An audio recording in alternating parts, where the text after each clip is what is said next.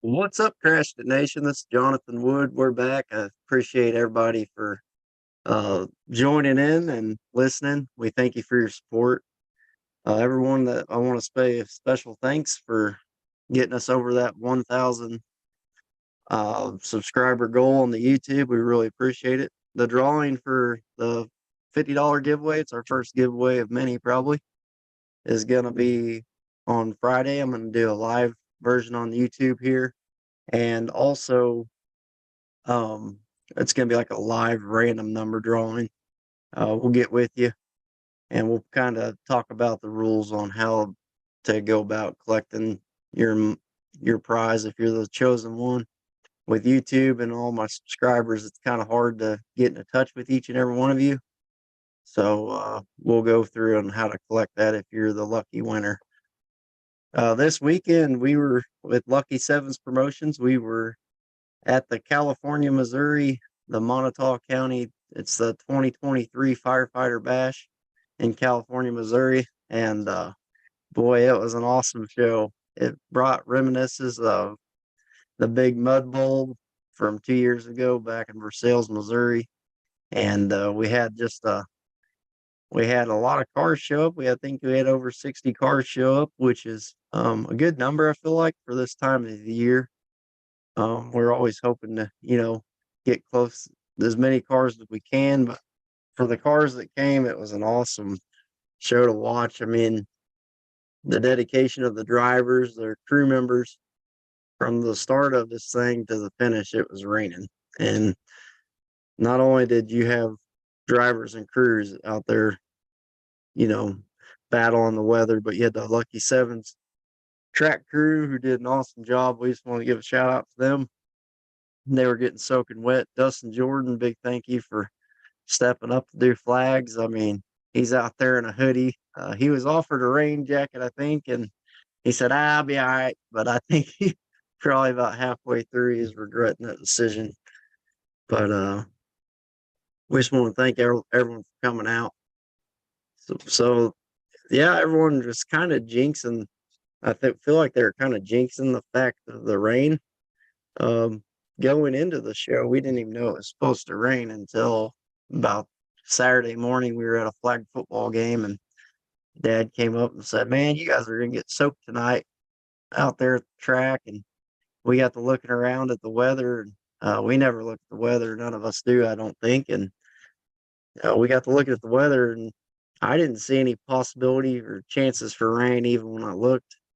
I don't look at radars very much. I didn't really know how to read it, but all the drivers that were coming through, some of the fans were like, "Oh, it's the the weather's gonna miss you, and it's not gonna rain a drop here."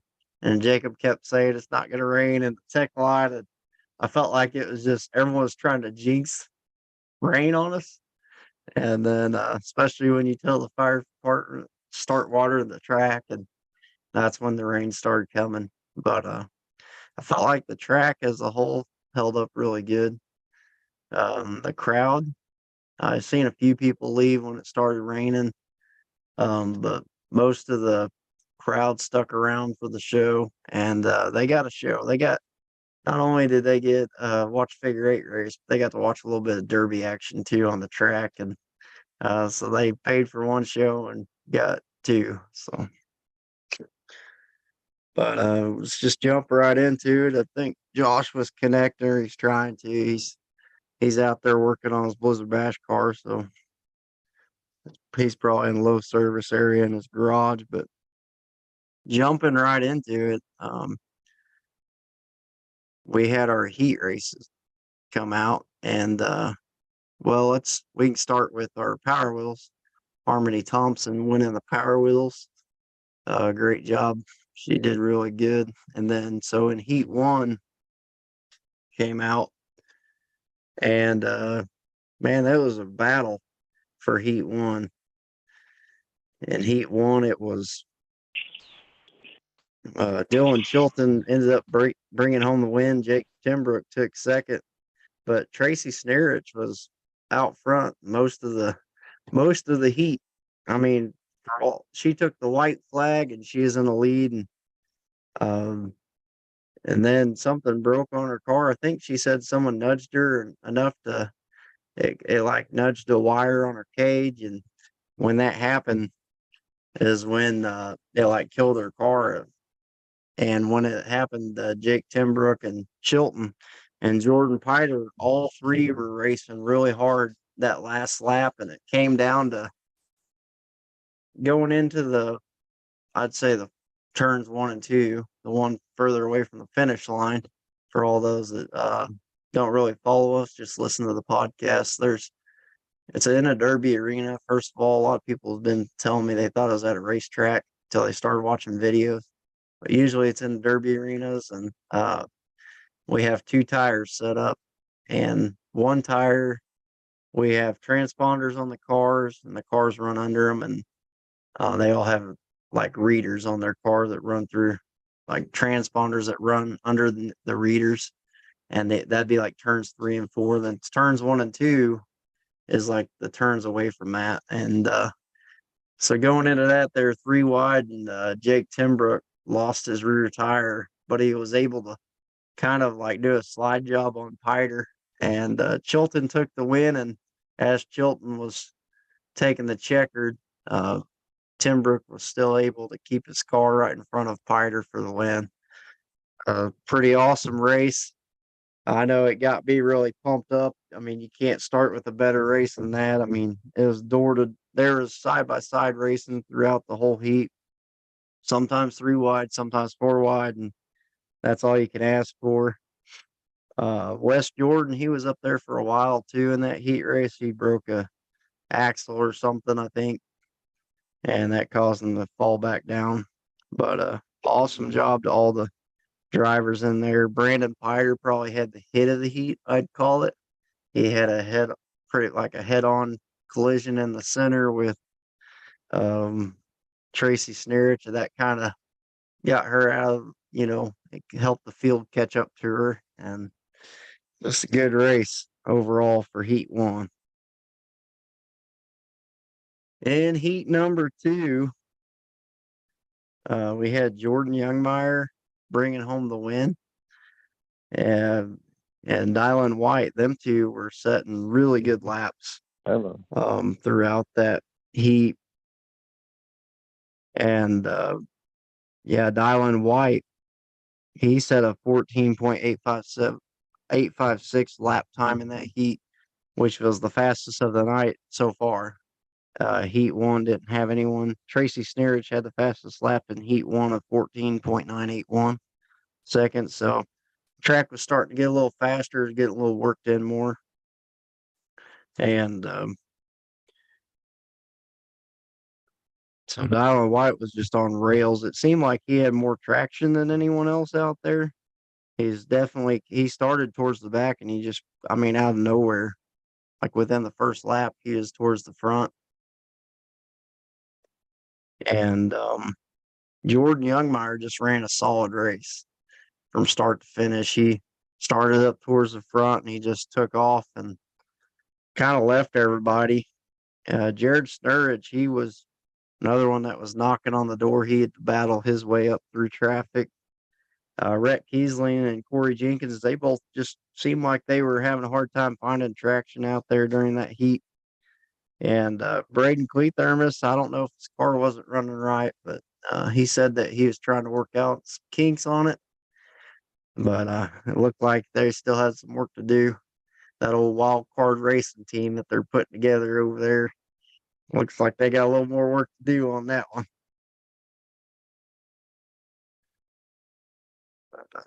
Can you hear me now? Can you hear me? I can hear you. Oh yeah, I've been fucking trying to talk this whole time. How about that? Going back to Heat 1, freaking that move, Jake Timbrook. I don't know if a lot of people caught it, but it was a pretty veteran move. We talked. It's been probably quite a few episodes back about where you'd rather be. Coming down the last lap, last few corners. And a lot of drivers like to be kind of in the back just because, you can spin drivers out, or you kind of have more control. Well, Jake put the brakes on Piter, and made him he put the brakes on Piter so Piter couldn't spin him and just kind of held up before he got to that corner. I thought that was pretty veteran move by Timbrook. I don't know if it was more braking or more my back wheel came off, and I'm going as fast as I can across the center. If you watch, he's spinning his wheels, he just isn't going very fast. And for anyone that was at the show after after they crossed the checkered, he got stuck out there. So the only thing he had going for him was the momentum of the car and Piter pushing him. I bet if Jordan looks back at that, he goes, "Man, if I'd have went, tried passing him instead of pushing him across the track, he probably would have beat him." Well, damn, here I was thinking that was all Timbrook doing a good job. You just put the rain on that He did parade. look behind him though, going into the corner. Like he was like, "You're gonna have to pass me on the high side if you're gonna pass me." It was a veteran move too, but yeah, that was a pretty good race. That first heat that definitely started the night off with a bang. I mean, Tracy got out front and she wasn't gonna get caught, I don't think, until Brandon Piter hit her going across the center, and that everyone else caught up to her. And you know how Tracy is when she gets, she's in a hot and heavy race with somebody. She isn't gonna make it easy on you, and she was racing hard out there. I was impressed. She didn't back down one bit, and all them drivers, they were just giving it all they had.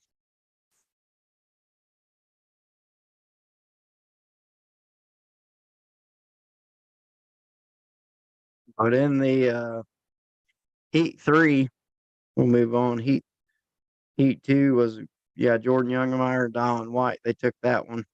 Jared just ran out of laps catching up to them. And heat 3 came out, and this was one of my favorite heats of the night. Heat 3 had Nathan Dummermuth, Garrett Jones, Josh Bertoni, Bryson Clark, Justin Quincy. It was nice to see him in a figure 8 car. That was definitely probably a change of pace for him. He's the gladiator, the famous gladiator on the Derby track, and he did really good. I felt like I haven't seen him much figure 8s. I know he's did a couple, but I thought he did really well out there. Different tire selection, he might have been up there even better. Zach Burton, Benjamin Strutman, Kenneth Witt, Joshua Craig, and Matt Youngmeyer was all in heat 3. This was one of my favorite heats of the night. So B12 Josh Bertoni, he's a newcomer kind of to figure 8 world as far as I know.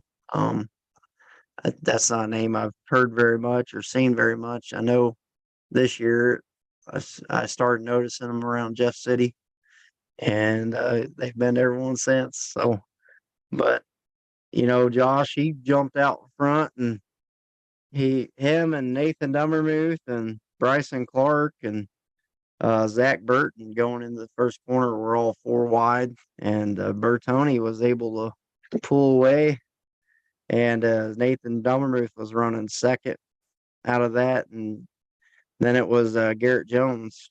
Garrett Jones caught back up. Garrett Jones had the fastest lap of the night and of the heat with 14.009, I believe. I don't have it. Let's see. Yeah, 14.097 lap time. So he was flat getting it. But just looking at the lap times and looking at the way they finished on your guys' the Lucky 7 website doesn't show how the race really played out. And so Josh Bertoni threaded the needle and kind of really opened him up a lot of space between first, which he was in, and second of Nathan Dummermuth, and their battling with him was Garrett Jones. And Garrett, Nate kind of got around Garrett, and then Garrett came around, and he was running out of laps. And Joshua he said, man, he did what he had to do. So Josh was in the lead. Nate was kind of behind him a little bit, and then here comes Garrett Jones. He's a whole straightaway and a half behind the leaders with one lap to go or 2 laps to go maybe, and I think it was 1 lap to go. Yeah, on the white flag lap. Right after Josh got the white flag, Garrett kind of smoked him going across the center, and I think Josh kind of got into that stage where everything's going so fast, you don't really think about what just happened, and he just kind of put her to the floor and went forwards instead. He could have just backed up and probably avoided getting hung up, but he kind of looped around and got hung up on a dead car, between the dead car and the berm, because it was still raining pretty good. It's starting to rain a little more at this heat, and uh, so that happened, and Nate passes him, and then you see here comes Garrett Jones, and he passes Josh too, and right after that, uh, Nate gets the checkered. So it's just a series of unfortunate events, and it shows you how fast a lead and your transfer spot can go away in the sport of figure eight racing.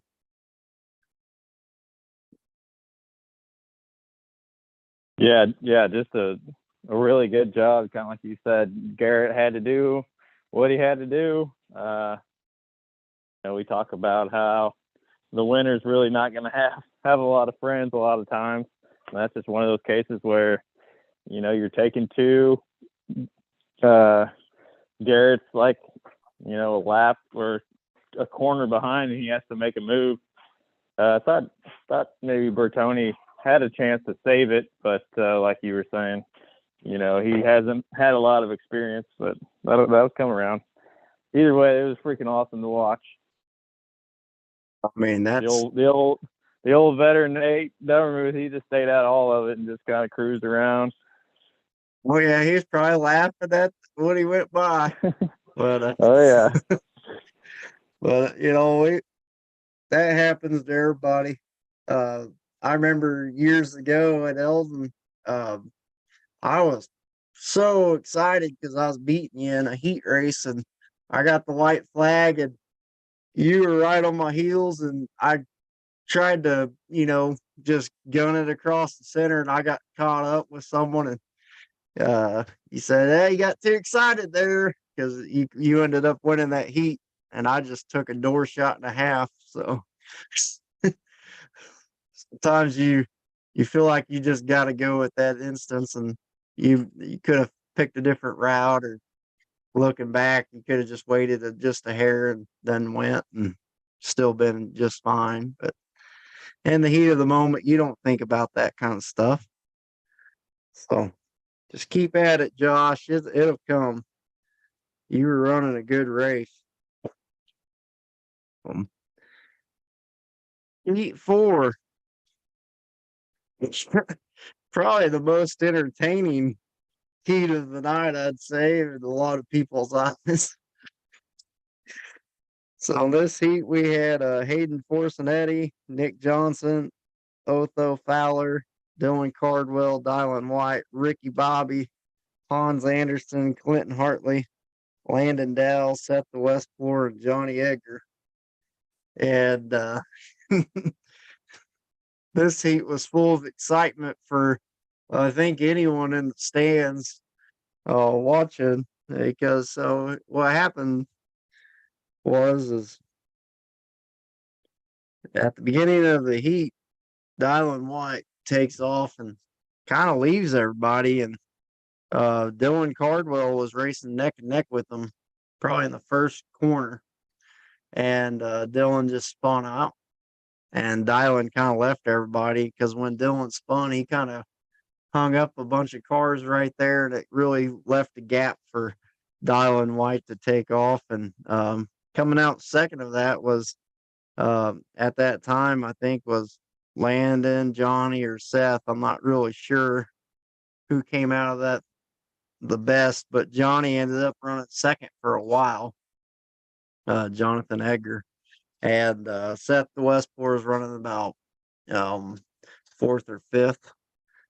at this time. Him and Landon Dow were having a really good battle further on in the pack. You could watch the YouTube video of the heats, and I think it's about midway through, and on this on my YouTube page, and you could see the way this heat plays out. But Clinton, I mean, Dylan Cardwell is laying down some really good laps, and really, I feel like he was gaining ground on Dylan White and Clinton Hartley. Like he was really gaining a lot of ground, and about 4 or 5 laps, probably 4 laps into it, coming across the center, Dylan White caught Dylan Cardwell's back corner, and you could tell on the video it wasn't nothing intentional, I don't think, but he caught him.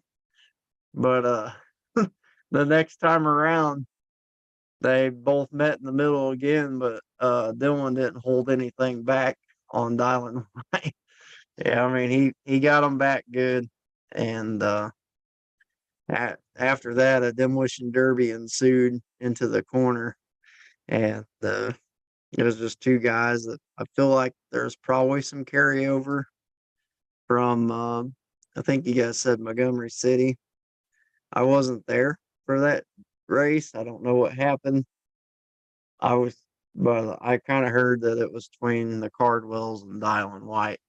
I don't know if it was carryover, but I talked to both of them after the Derby and stuff, and they both felt like they had squashed whatever bug they had. So it was just a series of two drivers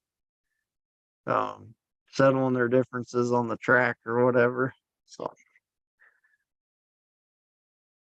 during the race too, it wasn't like no one got out of their cars and got in a fist fight or anything afterwards. It was just a little bit of head-ons over in the corner out of everybody's way.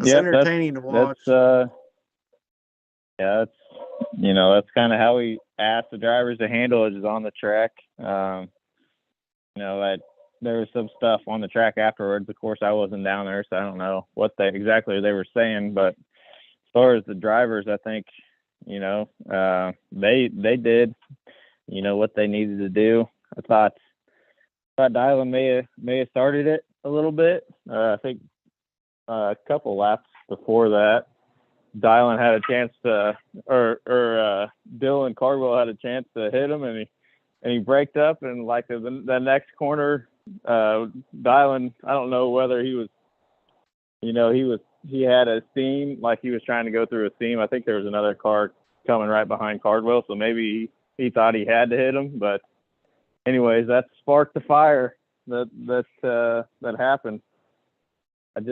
If the only thing I seen that I didn't like was hitting the door, but after watching that video a few times, it looked like, he got some of the tire at least. But my thoughts are with both Dylan and Jerry Lewis. I think they got banged up pretty good, but that's part of it. I was talking to him, and they did, and I talked to Dylan. He said he had no clue they had a passenger, and he went over there, and I guess after they got off the track, they went over there and had a couple words and talked it over. So, oh yeah, at least they went over there and talked about it, and sounds like to me that it's over with. So, yeah, I mean they seem both like, they're the driver's driver, so hopefully that bug squashed. I don't think it was, he was going out there to hurt anybody, or either way. I don't think they were trying to hurt each other. I think it was just frustrations about cars and stuff. Yeah. I mean, but from a fan aspect, it was a really good race going into that. I mean, there was throughout that whole heat, there was little races like battles going on at different points of the track. I was getting a kick out of watching old Ricky Bobby and Hans Anderson. They were going back and forth for like I don't know, they were probably in 5th or 6th place during that, but they were racing like they were going for the win. And I loved seeing that out of them. I don't know what happened to, I think Joshua Craig said he had a little problem with his, can't remember if he said it was an axle or control arm or something like that. But he had a really fast car while it was running, right? But Johnny Egger took the win, set the Westport, gets second, and made a TikTok reel on this heat. And of course, Seth put on there like, "Yep, I punched my ticket to it." Eh? So yeah, sometimes you get lucky, but it seems like to me, Seth, I was watching him race, and seems like he's getting that new car figured out a little bit more each and every race out there. But Heat 5 was another good one. It was Landon Worthy, Kyle Wardenhausen, Jeremiah Bertoni, Dustin Ferguson, Dawson Gump, Nick Long, Ethan Daniels, Jason Stark, Adam Clancy, and Big Orange was scheduled to go out there. He did not go out there during the heat race, so but Landon took off with this one, and uh he Landon won, and Kyle got second, but he had to, I don't know if he says that Landon spun him or something. Talked to Landon, he said he didn't. I don't know what happened. I can't tell from my angle. But Kyle had to fight back on this. He didn't just get handed the second place. He had to pass 8 cars at, I think that they're he had talking to. about the feature race, but Landon Yeah, had to spin them. But interesting note, this is like 5 heat wins in a row from Landon. wow. Yeah, that's That's something I pretty didn't know. impressive. Yeah. But it was Jeremiah Bertoni and Landon. They had a race back and forth going for a while. I think I want to say that Bertoni is running I think that was a G6 or something.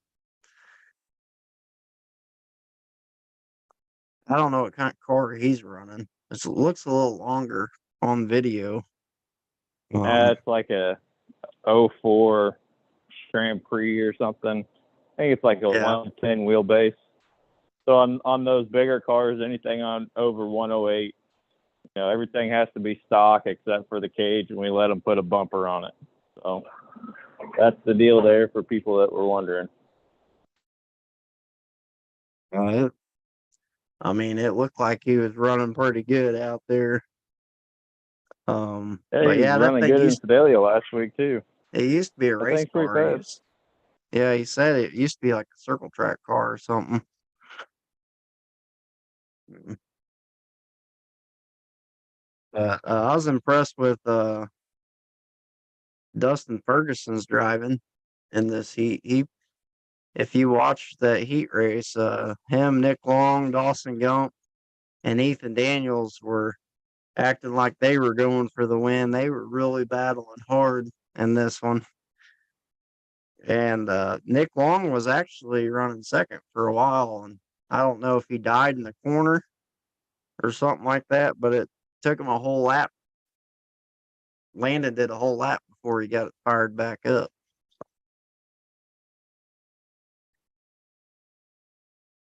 But Heat 6 came out, and the skies just seemed like this is when they really started opening up, and it really started. You could see that it was affecting lap times. You could see the cars were really starting to slide around out there, and Blaine Tobin, Corey Burton, James Fisher, Jordan Piter, Derek Wardenhausen, Jay Stark, Samuel Hurd, Lane Tiberhine, and Johnny Egger were all on this one. And Johnny was in the 10J car on this one. But I think he went ahead and scratched it, so he didn't run. But Blaine seemed like he was really starting to figure out his new car. Fisher, I was impressed with him. He started towards the back and really he was fighting for traction, you could tell, but he was really coming along there at the end. Um, and he ran a 16-second lap, but Corey Burton ran the fastest lap of that heat, and he was a whole second faster. He was ran like a 15.6 or something like that. So he looked really good, but Blaine, he was just laying down solid lap times and kind of staying close to the tire when a lot of them guys were trying to find some, another line or something that didn't end up working out for them. But overall, there's a lot of little races in that one too. I feel like it was more of a tire choice for a lot of these guys than what than what we normally see. Felt like you watched a lot of guys that were struggling to find traction. Then you had guys out there just seemed like they had the right setup for the track.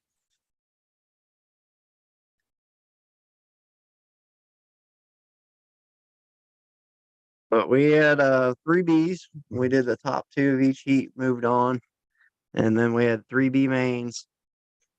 In the first B main, it was Jordan Piter won, Jared Search got second, and Tracy Snarich got third. And it was that was like a battle between uh, Jordan Piter, Tracy Snurich, and Jared Snurich.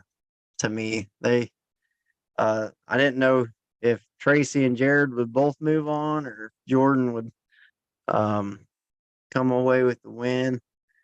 And I was talking to Jordan, and he just said he felt like the car was on rails, and it turned out it was because he come back and did really good in the A main as well.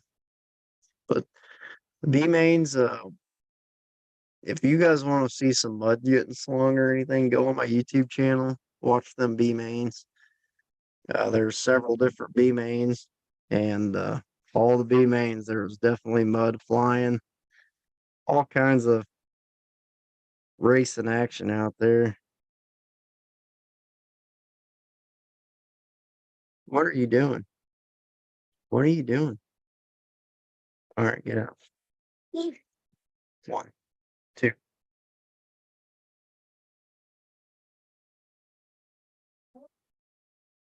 But the B mains are action packed, and my favorite part of this is it was probably thunder and lightning quite a bit during these events, and I kept looking down there that the people that kind of help put on the shows, like they're not the promoters, but they're like the people in charge of the event, basically. And I kept seeing him glance up and see a lightning bolt or whatever, and he'd like look down real quick, like I didn't see nothing. And I was getting a kick out of it because I was like, man, some of these lightnings, like, let's get this show on the road. And felt like some of the drivers probably felt like they were rushed to get out to the B mains because we normally take an intermission, but with the weather coming in, we didn't want, you guys' cars sitting out in the rain is that long. We didn't want your family, your friends out there in the weather that long because, and we didn't want the track to deteriorate more than it did. We felt like it held up really well during it, but we weren't sure how long that would last.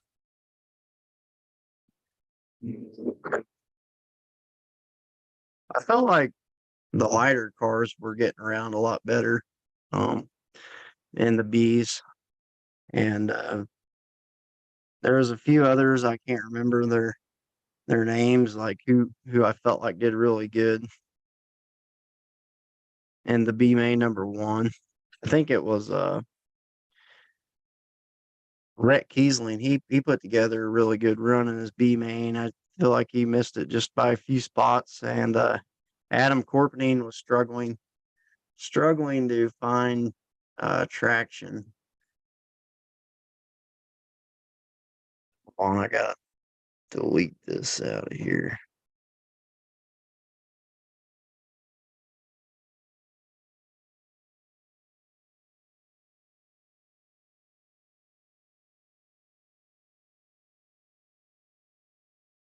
But in B main number two, we had Josh Bertoni.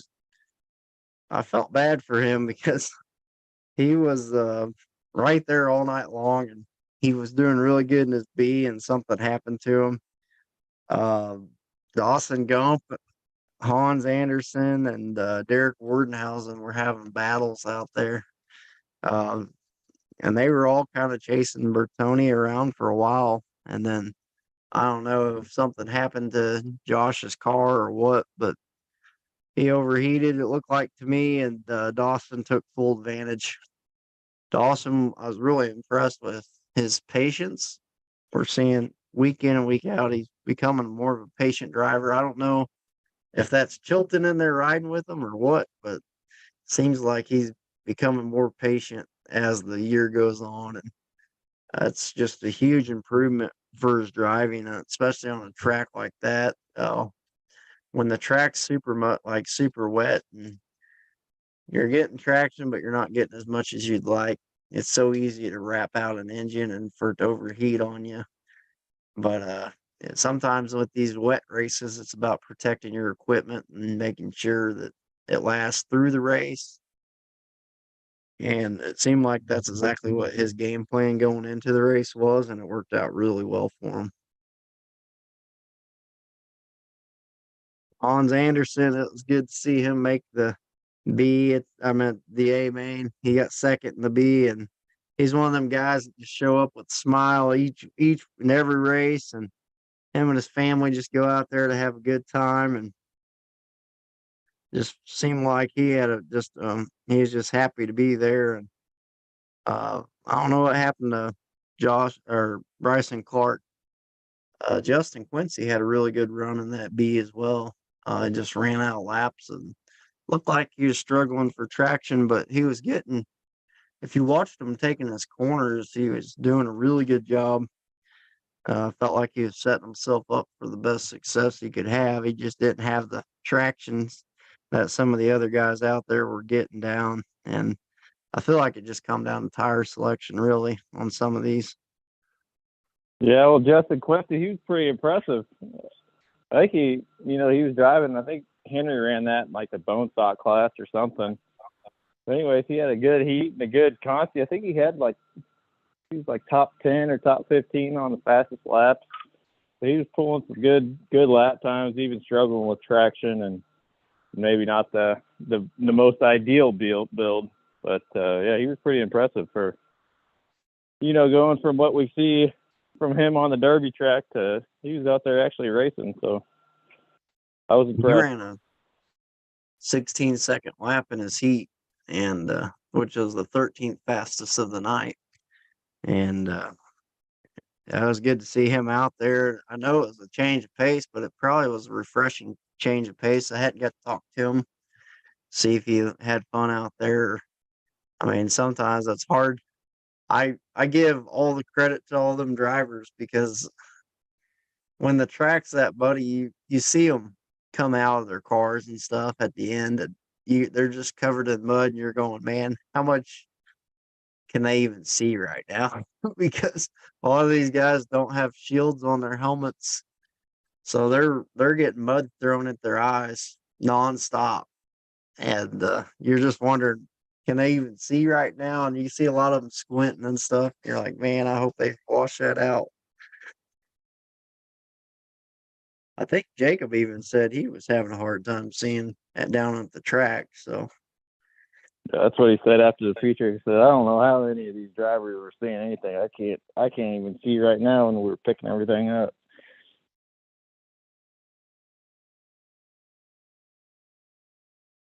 yeah, and the chat's opening.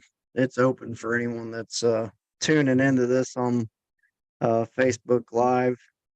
If you guys want to chat on anything, you can go ahead and put it on there. I'll be keeping an eye on it. I haven't been doing very good at that tonight, but it's been a whole month, so I'm kind of rusty on this podcasting stuff. So B Main number 3 came out, and man, Jordan and Matt. So Jordan was riding with Matt, and I was watching them. Matt Youngmeyer had to work quite a ways up through the field. I don't think he did very good this heat. And man, that guy has a nose for finding the feature. But I don't know if he pays attention to his brother in the car or not. But I was cracking up. Jordan was like telling him, hammer it down, and was like, slow down. And they were giving all kinds of hand motions. And I was like, every time I see that, I just think of all I picture is like the rally drivers that have their person that's telling them where to go and what's coming up. And I feel like we see a lot of that in our figure 8 cars. And I personally, I've never really liked a rider in the car with me, just in case I put them in a dangerous situation. I feel like sometimes I make decisions that probably aren't the best for myself or the person that's riding with me, but I always get a kick out of watching them riders. I know they're having a blast out there, and it brings more people into the sport. And I, as a from a spectator point of view, I get a kick out of seeing the excitement of the riders. You get all different kinds. You get Quentin Hartley, who rides, and he looks like he's holding on to his seatbelt the whole time. He's got it looks like he's got a harness that comes over his shoulders, and he's got his hands on it the whole time. Like they never move. He's like a statue in there. And then you got other guys, whose arms are practically coming out the car because they're so excited, like through the front windshield, like, let's go. And I really like watching Kyle Wardenhausen. He has like a GoPro in his cars, and he's always got different riders in there, and you get to see he's always one of the calmest drivers out there, and like body language wise, and his riders, they always change. Like you can see the ones that just get jacked, and then you see the other ones that are more chill, and it's just awesome to watch. But Nick Long, he had a really good race with Matt and Hayden Forcinetti to bring home second place. Nick Long did, and Hayden Forcinetti brought home third.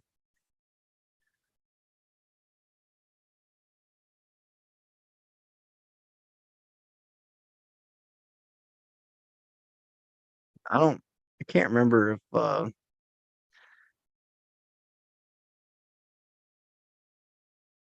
don't. I think James Fisher was out there, and I think he was running a really good race until he broke. If I remember right, he kind of broke over there by Jacob, and there was a little short clip on TikTok showing exactly how hard it was raining right before they pulled his car off the track. And I mean, it just brought back full on memories of a monsoon or something coming in.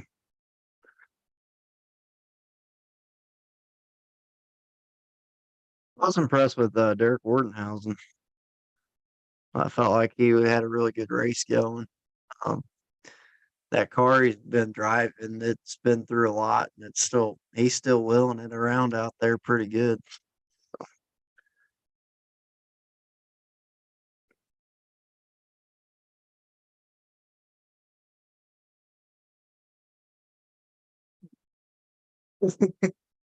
Yeah, I was just checking the chat, and Jake Timbrook said, "Yeah, when you're three wheeling it through the mud, it will throw the brakes on hard." So Joshua that was a good pickup there.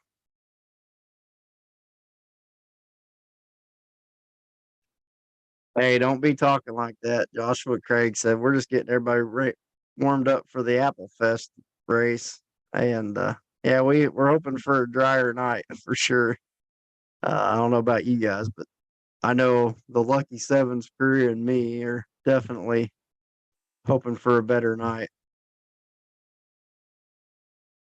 But that kind of set our stage for the A main.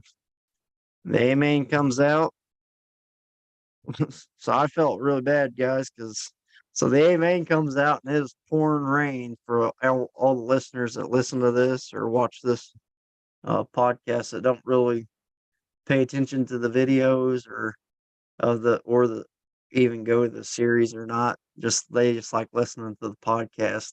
So to give you guys an idea, the rain had switched directions and it's coming back. Like we watched it change directions out there, and it was really coming down really hard. Like just picture like a video of really hard rain, like floodwaters rain, and that's what I envision to describe this race for the feature. There's thunder and lightning going in the background. It looked really cool, and the cars looked like they'd all been freshly through a car wash, so they were really bright at the start of this. And I was trying to I'm the announcer too at the shows for everyone that don't know, for most of the shows, and I was got the feature lineup in my hand, and I'm hearing cars like start popping and stuff. I think it was Johnny Egger. I'm not sure. There's a car like backfiring, and in my head, I'm like, man, there's water getting down into these guys' headers. So I was just speeding through the lineups. I didn't say no nicknames for anyone. I just literally read where they're from, who they are, and what their number is. I just sped through the lineup. And as I was starting the race, I did my countdown. And normally I hit record. Well, I just took a picture. So that's why whenever you get on there on my YouTube channel, there's only the last few laps of the race from my camera because I forgot to hit start. I was in the camera setting and not the video setting. And it was for like halfway through when there was a big collision in the middle when I realized, holy crap, I'm not even recording. So I immediately asked Joshua to airdrop his video to me. That way you guys have the full race on there.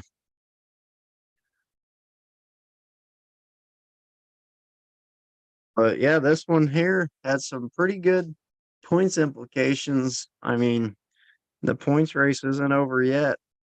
This one had a lot of points implications because in the A feature we had Landon Worthy bringing home the win over Jordan Piter, who came in second. Nathan Dummermuth got third, Jake Timbrook got fourth, and Blaine Tobin got fifth. And Jordan wasn't far behind Landon. I was most impressed with the transponder system. These cars about lap 2 I talked about how clean they were. Well, once the mud started flying, these cars were caked in mud. And that's just I seen what the cars look like and I seen what the drivers look like. And one thing I will say is I was so impressed with the way the transponder system held up through all that because it was just raining super hard. All the transponders had to be covered in mud. They've got chips inside of them that read like when they go under, but we were worried about, the quality of that, how it would do in those situations. And that transponder system I was watching over there with Joshua, and I was glancing quite a bit, and I was so impressed with the way it read. I don't think it missed a beat all night long. It was so cool to watch these guys running 5-6 wide around the track, fighting for the lead. There was so many different lead changes, and it was one of my favorite races of the year. Just from a fan aspect, I love seeing how competitive this class is, and these drivers are, and all the drivers that have to make adjustments on the fly because each and every lap the track's changing because it's raining so hard.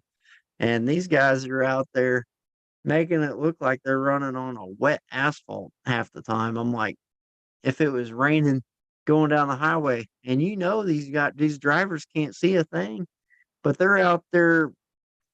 I mean, they look like drift racers coming through some of these corners. They're coming within an inch of the tire that they have to go around, and they're just looking like pro drivers out there. And I was just impressed with the resilience of these drivers, the resilience of their cars, the equipment they're in, and their fans and their crew, just everyone weathering the storm.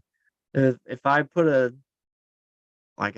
hashtag on this whole race, uh, from a fan perspective, I'd say it'd be weathering the storm because I've seen that all night long.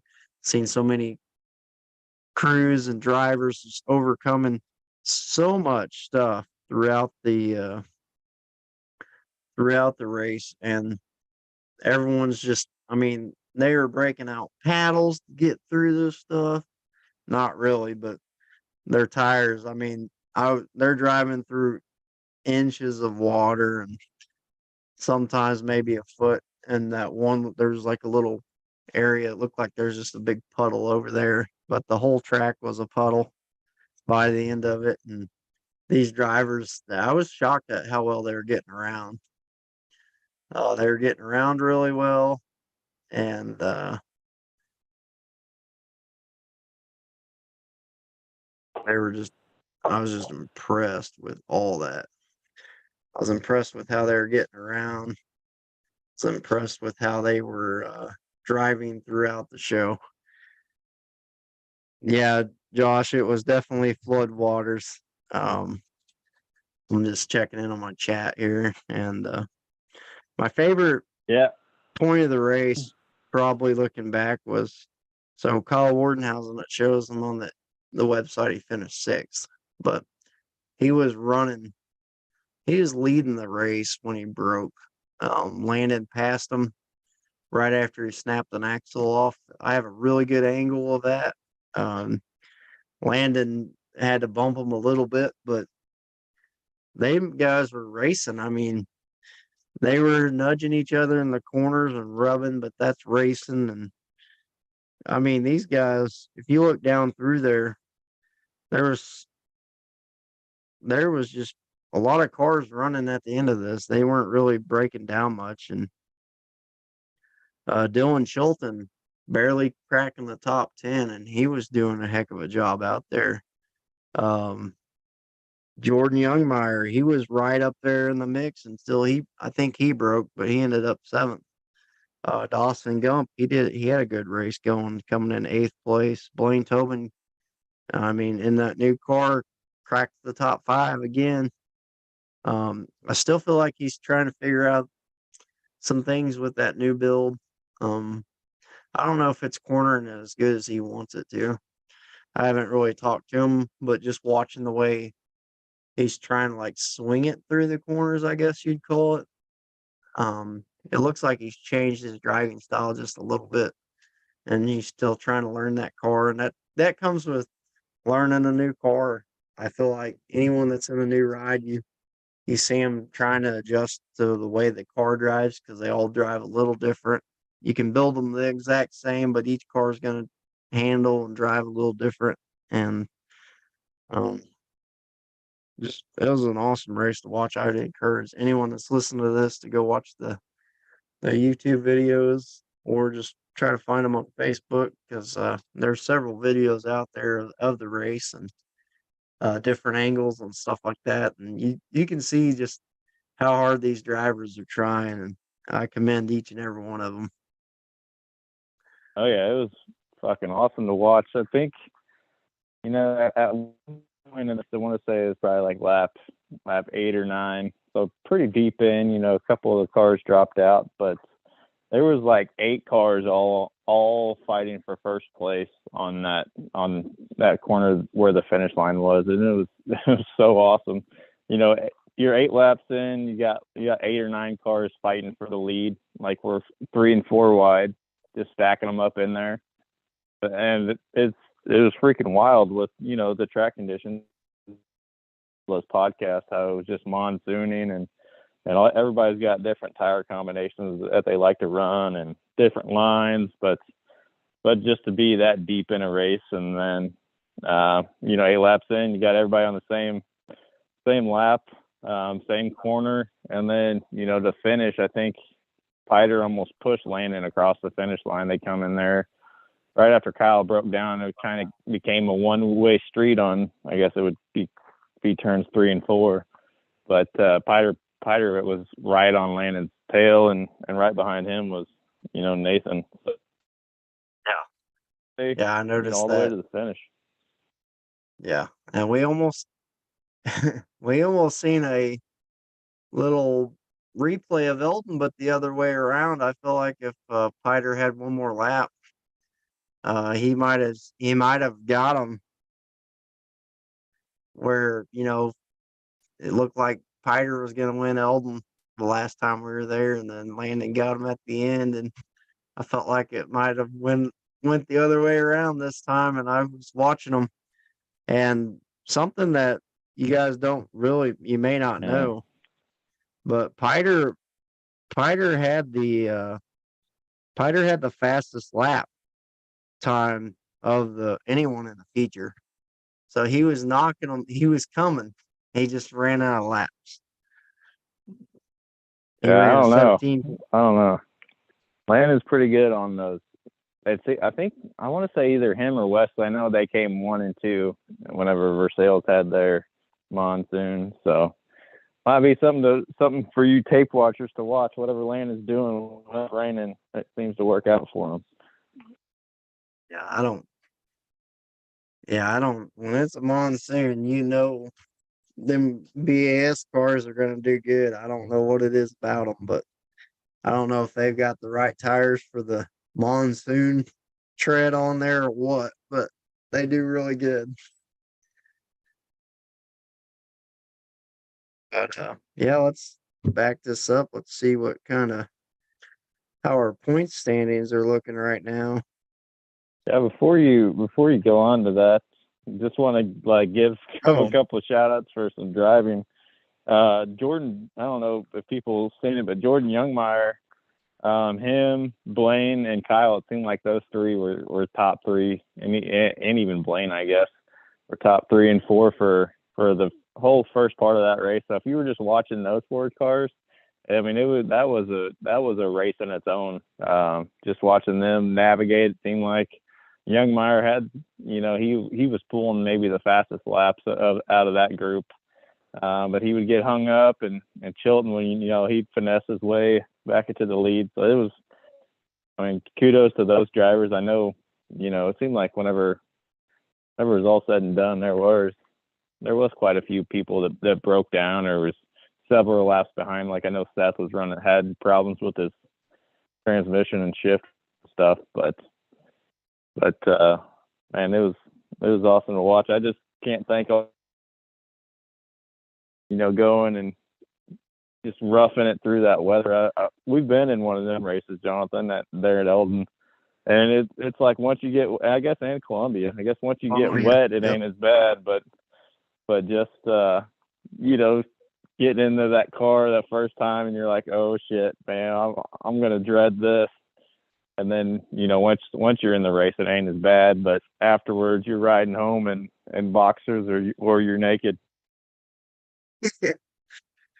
Yeah, I think I rode home in boxers both times out of Columbia and Eldon, and yeah, I personally and I've enjoyed those races just because it's different. I mean, it's more of like a driving. I feel like it's more of a drifting match than trying to go fast. It's trying to get your car to, cut the corner the best and find any traction you can out there.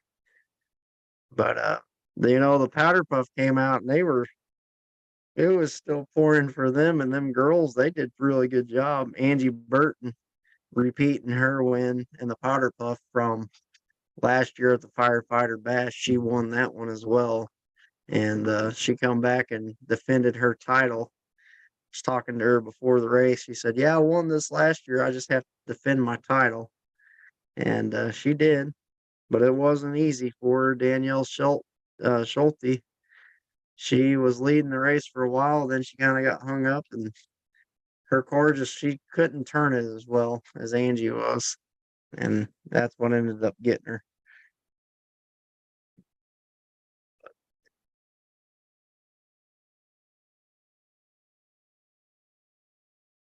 I was just impressed with the amount of fans that stuck around to the end. I was looking out there. I mean, I know that part of it was covered. The grandstands are covered, but you had people like sitting in the back of their trucks under tents, like those little pop-up tents. You'd see it like a softball game, or if you have like a barbecue and you have like a little tent that you may eat under or something. That's like a canopy. These people were like sitting under them, and they're just getting soaked because the rain was coming at an angle. They sat out there and watched the whole show. I'm sure those cold Pepsis probably helped in that. I don't know who it was. There was a pretty good sized puddle, and I guess you'd call it turn 3 coming to the checkered.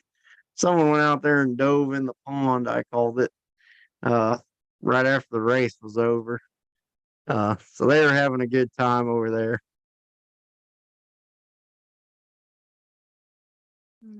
That might have been Seth the Westport. I'm not sure who that was.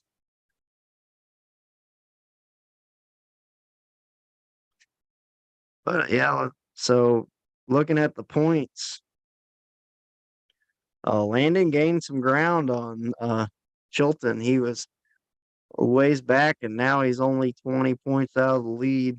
And Dylan Chilton's still winning after that 4-in-a-row streak and the double point night win. He's winning the points. Landon's in second with 674, so he's 20 points behind him. Blaine Tobin's running third with 641. Kyle Wardenhausen with 627, and Nathan Dummeruth rounding out your top 5 in points. And then 6th through 10th, we've got James Fisher, Johnny Edgar, Jordan Youngmeyer, Jake Timbrook, and Jordan Piter still in the top 10, doing really good there. And it's points are one of my favorite things to look at because I want to kind of go on a rant here for all of our listeners. So we have all these shows throughout the year that we've been talking about, and some of these weeks we've had shows and I haven't been talking about, but to put these guys' dedication in perspective, that they're going week in and week out, showing up to all these races. Cost them no telling how much money that these guys are sinking into repairing their car, time to repair their car, parts to repair their car, time away from their families. Some of them got their families out in the garages with them, just to keep these cars on the track and going to the next one. I know a lot of these guys say they don't race for points, but they find themselves at the top of the point list because they're going out and having fun and showing up to every race, and they're doing fairly well at pretty much all the races. And I don't think I don't even know how to explain the level of dedication that these drivers have that are driving in this point series, the Worthy Bell Bonds Championship Figure 8 Racing Series. I feel like it's a dedication that goes unwavered, unmatched. A lot of these drivers are putting in so much time and effort into everything to do just to get their car back to the track. And I can't thank, as a fan of the sport, you all enough for everything that you guys go through week in and week out. And then to be professional when things don't go your way. You see all the complimenting on Facebook or social media that's out there. Like, good job, you did great last race. I would have had you if my part wouldn't have broke or whatever. But it's so cool to see everybody just at every race. They're chatting it up, having fun. We're so many races in. It's like spending the night with your best friend over and over again. and every now and then they're going to get on your nerves, and you see that, but it's crazy the amount of rapport that these drivers, their families have with each other, and I commend every one of you guys because with your actions like you have towards each other and your professionalism that you carry yourselves with, it makes people talk about the sport. It makes them go, man, I want to be a part of this sport. We've always talked about how much drama there is in the derby world compared to the figure eight world. It's like night and day, and we commend you guys for everything. I mean, you guys are rock stars in my book, and I want to wish everybody the In best a for the lot of rest of people's the year. books. Yeah, for sure.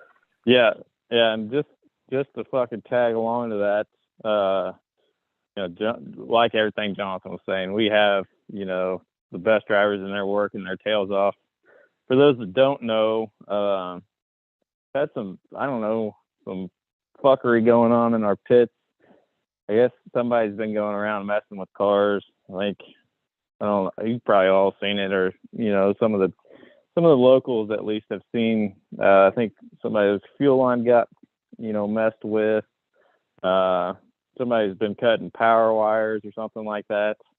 I can't imagine it's a driver, just because I know the drivers can feel that pain. So it's got to be someone like a pit crew member that's there every week or something. But the drivers have such a brotherhood and a fraternity. If whoever's doing it, if they ever get caught, I feel sorry for that man, because I bet we have 50 drivers wanting to kick his ass right now. I've seen that.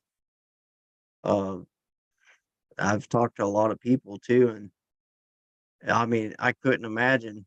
Do you see the time and effort each and every one of these drivers put in their car? And I just couldn't imagine a driver of ours stooping that load. I mean, they, you walk through the pits after a heat, and you see other people walking to other people's trailer, like, hey, you got a tie rod or something? Mine broke. And you'll see our drivers stepping up to help their competition get on the tracks. I just couldn't imagine.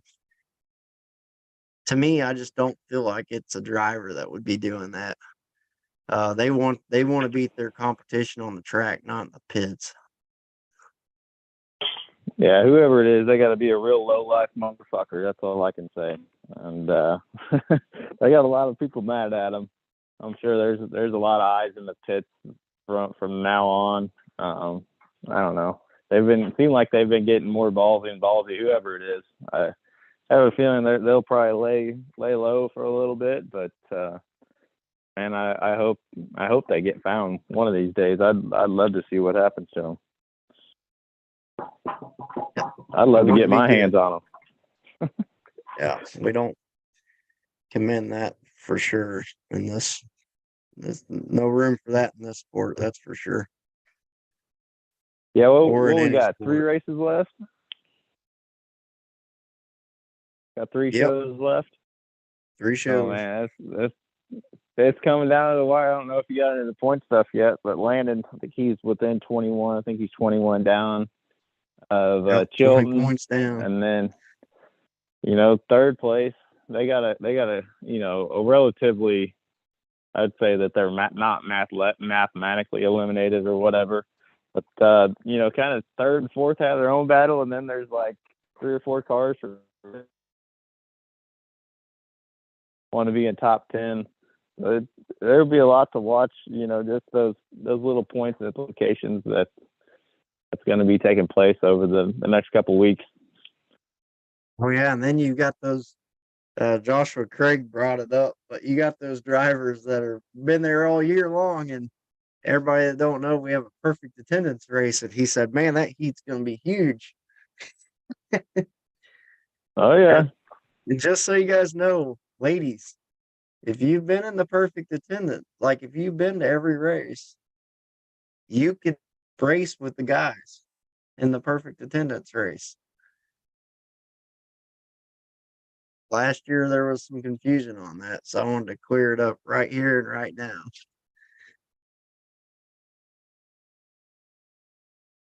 Yeah, All American Racing said their truck needs detailed after Saturday night, and I bet there's a lot of vehicles that probably need detailed after that.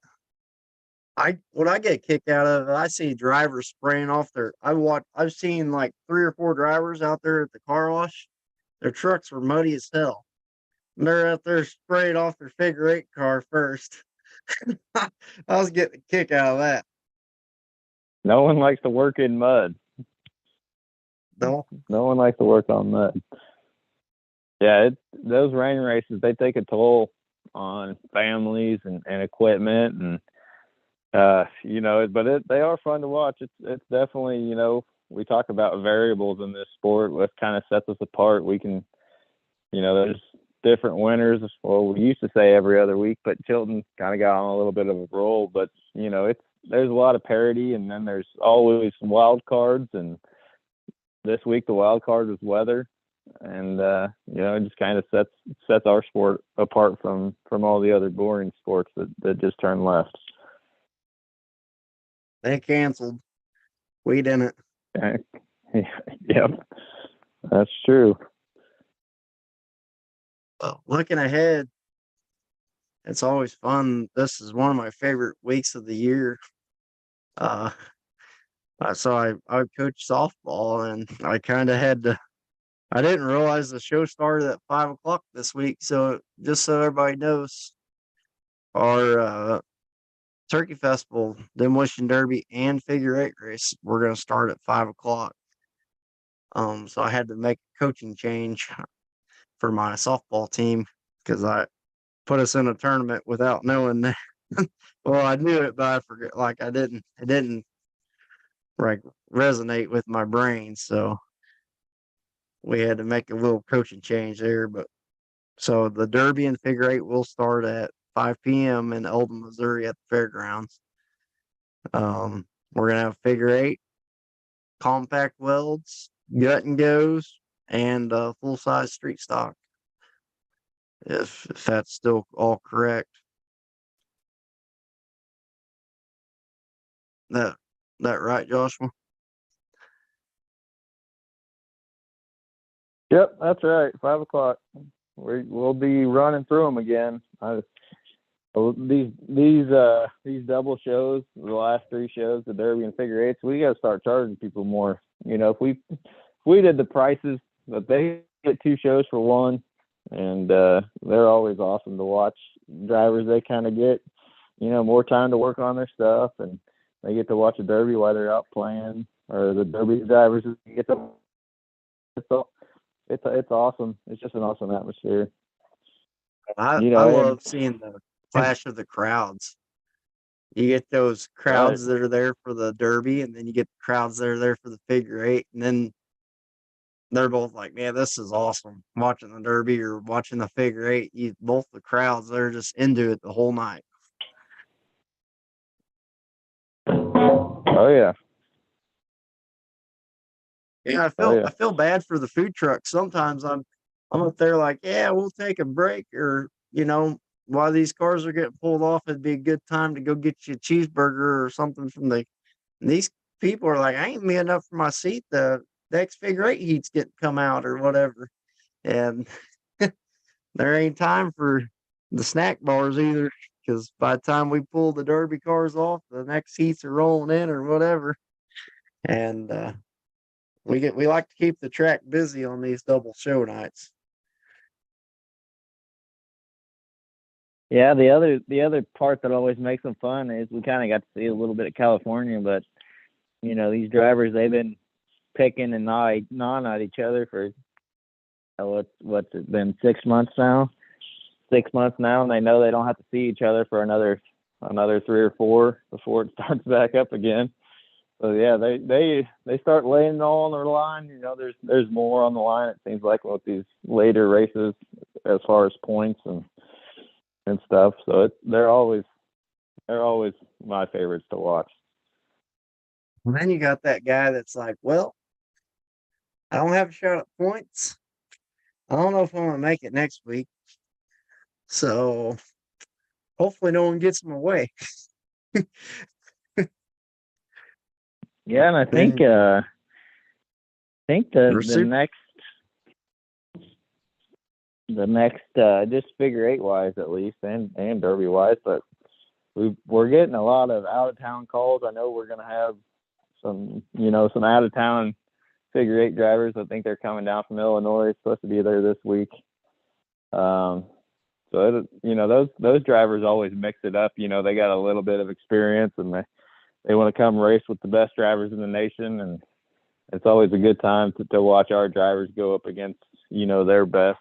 They're traveling that far to race against our guys. So it's also a test, for our guys to kind of hold up my my promotion of them at least.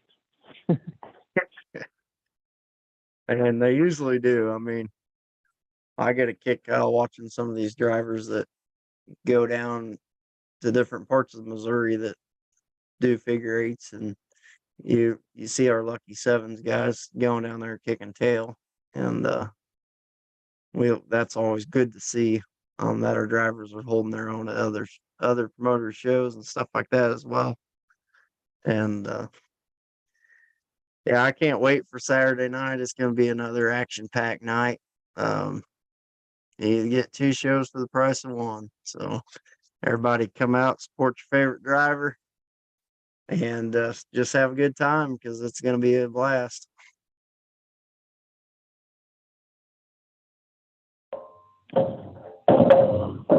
Yeah, any last words you want to say before we get calling an end for the podcast? No, I mean, just thankful. I know this year's coming to an end, and last couple shows we usually have a little bit more drama or stuff like that, but I don't really have a lot of worries, just because I know that the drivers carry themselves at such high esteem and carry themselves as professionals. But just the usual. We're just so blessed to have the drivers we have. Heck, we get three derby weekends in a row. I've been missing some derbies, so we'll see how that super stock class does. I think we got some locals that are building up for it, and even the derby points is coming down to it. I know Chris McDaniel, he's looking to make a late run, and that last night's gonna be freaking awesome. That last show. So I'm looking at our derby points here, and every class someone could take the win. I mean, Yep. no one's got it won yet. It looks like Landon's pretty much got the compact weld locked up, but if you look down at the full-on gut and go and compacts together, it's Wes Jordan out. He's got 4 points over Brandon Wardenhausen, and I mean, a lot of quality drivers down that list that you never know could come out of nowhere, especially with 2 weeks in a row for the gut and go guys. 3. What? 3 weeks in a row for the gut and go guys. Yeah, gut and go runs Turkey Fest, Apple Fest, and the Points Championship. Gosh, I need to look at that flyer. I didn't know that. That's why we're starting at noon. Heck yeah. At 2. What? At 2. Yeah, I'll look at that. You're talking about the last show? I do one at a week at a time. We're starting 5 this week. You sure? Yeah. You're talking about the last show, the championship night? Yeah. Yeah, that has the gut and go class and the full size super stock. Wow, I didn't know that. At the racetrack. Oh yeah. Yep. Super stocks, build them up because you got more than one show left. I didn't know that. I just got excited. Yeah, Heck we'll probably make that a cleanup show, and allow the 2 extra plates. So I think we're still discussing, but we're pretty well set on that. So yeah, more to but come. for all you guys that are listening to this podcast, go check out the Lucky Sevens promotion Facebook page under events. They've got all their events that are coming up or their website. And yeah, it starts at 2 o'clock for the championship night, but I don't want to get everybody confused. So, all right.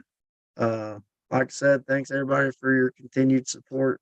Thank you for supporting the Crashed It YouTube, and we finally hit our goal. And I've got some excited stuff planned next year, and maybe, heck, I might Who's the break out giveaway some of it. winner? I'm doing it live. I don't know. Well, fuck, we're live. Let's do it. No, I don't have the thing in front of me. I gotta Oh, make the wheel or whatever it is. There's 1,007 people I gotta put on there. hell yeah! Well, congratulations. I know you've been working hard towards that goal. It's good to see you have a little bit of success, even though you took like a freaking month and a half hiatus. Yeah, You've been knocking it out of the park with those reels, though. They're freaking awesome. three sports and one kid and one for the others. Turning out to be a lot at once, and school. So I finally figured out my schedule, and I made sure basketball and volleyball and softball shouldn't affect the podcast for a while. So, but we thank everybody for listening. We can't wait to see everybody out there this Saturday for the Eldon Turkey Fest Demolition Derby figure 8 races. And it's going to be an amazing show. That's this Saturday at 5 o'clock in Eldon, Missouri at the fairgrounds. There's a flyer on Facebook for the address for anyone that's listening to this and gets a wild hair. We'd love to have you. We love when we get newcomers into the sport and they get introduced to the level of professionalism that goes around the figure 8 world, and the people that come to.